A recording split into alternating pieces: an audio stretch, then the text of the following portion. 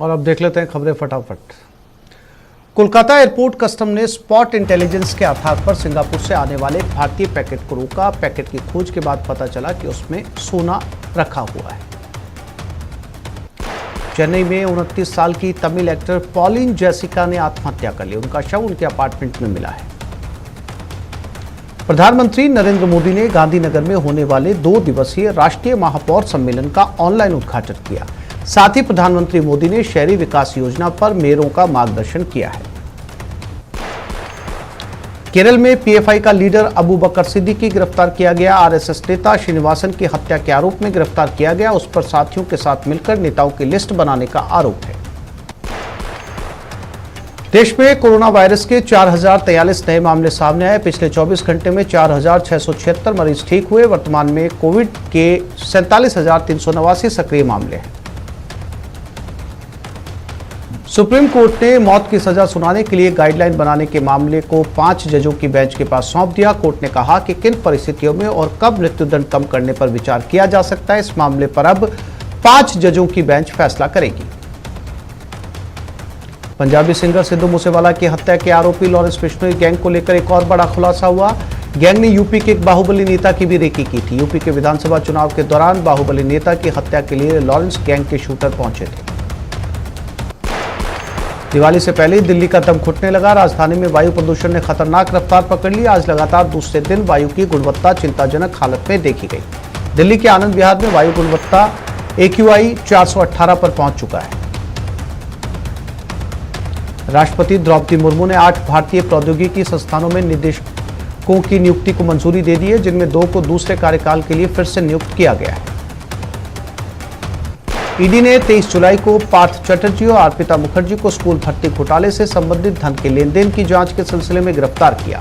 Agency के वकील ने कहा कि चटर्जी और मुखर्जी और 6 कंपनियों के खिलाफ आरोप पत्र PMLA अदालत में दायर किया गया है।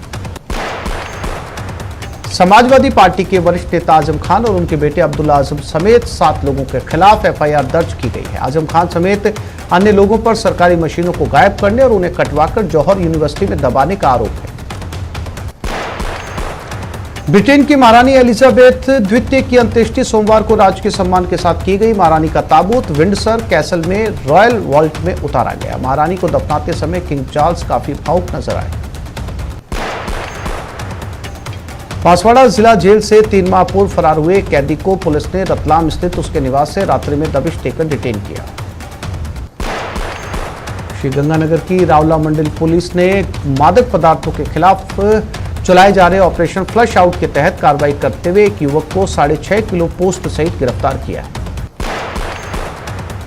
उपराष्ट्रपति जगदीप धनखड़ का जयपुर दौरा आज है। शाम 4 बजे विधानसभा में उनका अभिनंदन होगा। सीएम आवास पर भी जाने का कार्यक्रम है। कोटा में कोटड़ी सर्किल के पास एक मेडिकल शॉप के बाहर एक शातिर चोर चंद पलों में बाइक चुरा कर ले गया। चोर की करतूत सीसीटीवी में कैद हो गई। रेनवाल कस्बे में पहली बार चंडीगढ़ बांद्रा एक्सप्रेस ट्रेन का आज ठहराव हुआ। चंडीगढ़ बांद्रा एक्सप्रेस ट्रेन का ठहराव होने से स्थानीय लोगों में खुशी की लहर। कोटा के रामचंद्रपुरा रेलवे पटरी पर शव मिलने से सनसनी फैल गई। वहीं युवक की शिनाख्त संदीप के रूप में हुई है। गंगानगर जिला प्रशासन को बिश्नोई समाज के द्वारा राष्ट्रपति के नाम ज्ञापन सौंपकर मध्य प्रदेश के कुनो नेशनल पार्क में नामीबिया से लाए गए चीतों के भोजन के लिए चीतल और हिरण भेजे जाने के निर्णय का विरोध जताया है। प्रतापगढ़ के मिनी सचिवालय सभागार में अतिरिक्त जिला कलेक्टर गोपाल लाल स्वर्णकार की अध्यक्षता में साप्ताहिक समीक्षा बैठक हुई। उन्होंने अधिकारियों से लंपी स्किन की रोकथाम सहित विभिन्न योजनाओं की समीक्षा कर निर्देश दिए। भरतपुर जिले की रूपबास पंचायत समिति द्वारा स्वच्छता ही सेवा अभियान के तहत रैली निकाली गई। सरकारी विद्यालय में स्कूली बच्चों द्वारा रैली निकाली गई।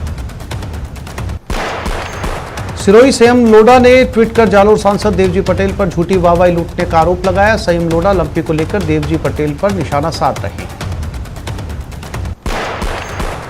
जालोर में अंतर्राज्यीय वाहन चोर गैंग का पर्दाफाश हुआ। बागोड़ा पुलिस के हत्थे 3 वाहन चोर चढ़े हैं। चोरी की 9 बाइक, 1 पिकअप बरामद हुई। पुलिस ने 21 चोरी की वारदातों का खुलासा किया है। अलवर के सरिस्का में बाघ ST-24 कैमरे में कैद हुआ। 28 दिन बाद इस बाघ की तस्वीर कैमरे में कैद हुई है। 24 अगस्त को अजबगढ़ से निकलकर जमवा रामगढ़ पहुंच गया था ST-24। नागौर कोर्ट के बाहर गैंगस्टर संदीप बिश्नोई की दिन दहाड़े हत्या के बाद कानून व्यवस्था पर सवाल उठते देख पुलिस प्रशासन लगातार कार्रवाई कर रहा है। मामले की संवेदनशीलता को देखते हुए एसओजी, एडीजी और अजमेर रेंज आईजी नागौर पहुंचे और अधिकारियों के साथ बैठक की। गंगानगर के सूरतगढ़ में आज लगातार दूसरे दिन भी नगरपालिका के द्वारा व्यापारियों द्वारा किए गए अतिक्रमण को हटाने का काम किया जा रहा। वहीं अतिक्रमण करने वाले व्यापारियों ने कार्रवाई का विरोध जताया। अतिक्रमणकारी व्यापारियों ने पालिका सफाई कर्मियों से मारपीट की और साथ ही महाराणा प्रताप चौक पर धरने पर बैठ के पुलिस व्यापारियों से समझाइश कर रही है।